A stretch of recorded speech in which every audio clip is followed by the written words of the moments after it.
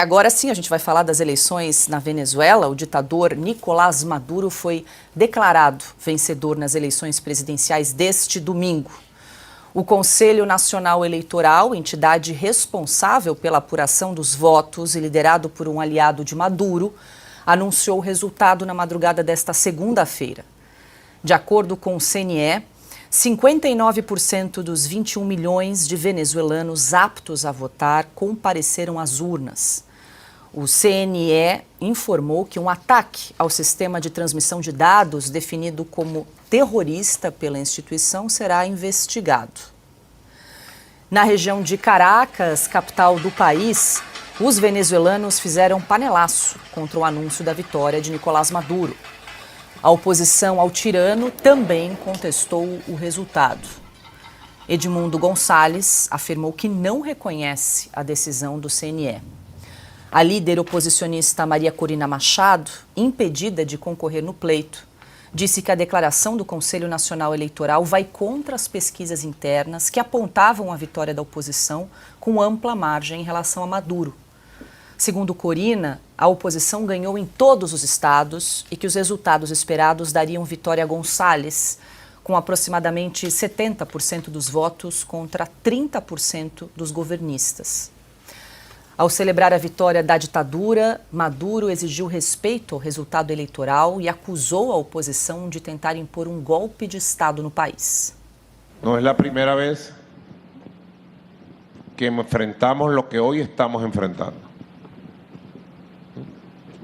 Se está intentando imponer en Venezuela un golpe de Estado, nuevamente, de carácter fascista y contrarrevolucionario.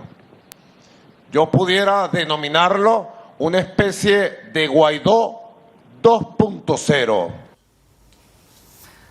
Adalberto Piotto, começamos por você, que temos muito a comentar a respeito do resultado dessas eleições, Piotto, mas o Conselho Nacional Eleitoral, o CNE, que é o equivalente ao nosso TSE na Venezuela, proclamou então a vitória de Nicolás Maduro, que segundo esse órgão, que é controlado por um aliado do Maduro, do governo, obteve 51,2% dos votos.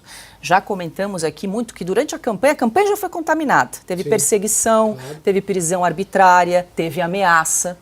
E agora, esse resultado, com muitos indícios de fraude, que nós vamos comentar aqui, sem transparência, inclusive na divulgação das atas eleitorais, que seria também o nosso equivalente ao boletim de urna aqui, seriam os registros físicos dos votos, que agora muita gente está pedindo transparência na apresentação aí dessas atas eleitorais. Sua primeira análise aí nessa rodada, Piotto? Não me surpreenderá se por acaso disserem que, bom, foi acometido por um incêndio esses boletins e ninguém mais os encontra. Não tenho dúvida, porque você já relatou, Paula, e é importante a gente pegar pela ordem cronológica, todo o processo eleitoral foi manchado. Todo o processo eleitoral estava irregular. Perseguições a opositores. Quando você tem perseguição a um opositor e você tem o Supremo lá da Venezuela e o TSE deles ali, que é o chamado CNE, o Conselho Nacional Eleitoral, que está na mão justamente de aliados do ditador venezuelano, qual é a lisura e qual é a garantia de que aquilo haverá, ou nessas instâncias haverá, uma análise justa, um julgamento justo? Nenhuma. Bom, mas a gente foi vendo as atrocidades aumentarem, inclusive quando países, digamos, mais aliados de Maduro, o presidente Lula, por exemplo, se disse surpreendido quando o Maduro falou de banho de sangue se ele não ganhasse. Esse é o tipo de ameaça dentro de uma democracia. Bom, gerou saia justa até para os brasileiros, o governo brasileiro agora. Imagina só. Bom, mas essa foi a sua primeira parte. No dia eleitoral, ontem na eleição, a gente viu vídeos pela internet mostrando que venezuelanos não conseguiam entrar nos locais de votação, venezuelanos, os que podiam chamar de fiscais da eleição, não conseguiam acompanhar o processo de apuração. Tudo numa sequência gigantesca, tudo errado e irregular. Na sexta-feira, e confesso que não é um motivo de felicidade para ninguém, nós conversarmos aqui, que o resultado já estava dado, era óbvio. Não tinha a menor possibilidade de imaginar, dentro deste processo completamente contaminado, mantido a mão pesada de um ditador, de uma ditadura, que a oposição vencesse a eleição. vencesse do ponto de vista formal, né, do ponto de vista de reconhecimento. Porque a vitória, as pesquisas davam muito claro que isso aconteceria. A Maria Corina Machado agora está falando, inclusive, em 70% de votos na oposição. Se olhar para a situação do venezuelano, é muito razoável que esse venezuelano não aguente mais a situação e tenha votado em 70%.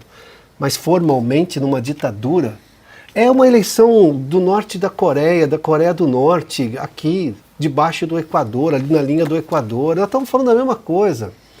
É simplesmente mudar a região do globo. Só que tem uma coisa, o Maduro, neste momento, está numa situação que é bastante complicada. Ele tenta replicar uma lógica de ditadura dos anos do século passado. Não cabe mais no século XXI, isso é insustentável. Vamos lá, para pegar um exemplo de um dos países que reconheceram, inclusive, a vitória de Maduro, a Rússia.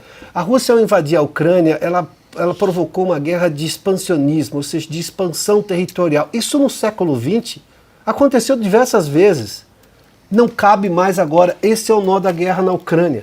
Porque como é que você faz? Você vai tirar um pedaço do país? O país não vai aceitar, porque isso é inaceitável hoje. Não tem mais explicação do ponto de vista étnico, dessa região. Não dá mais para conviver com isso no século XXI. A ditadura do Maduro é um negócio carcomido do século XX que não tem espaço mais. E ele começa a pressionar, porque todo ditador é megalomaníaco. Ele começa a se achar o líder da oposição, o líder da esquerda no mundo, o líder desse progressismo completamente nocivo. E está afrontando, inclusive, digamos, o painho dele aqui no Brasil, que está incomodado com o Maduro. Imagina só Lula incomodado com o Maduro, que até agora o Brasil não fez nenhuma menção sobre a eleição venezuelana. Nem reconheceu e também não abominou a fraude.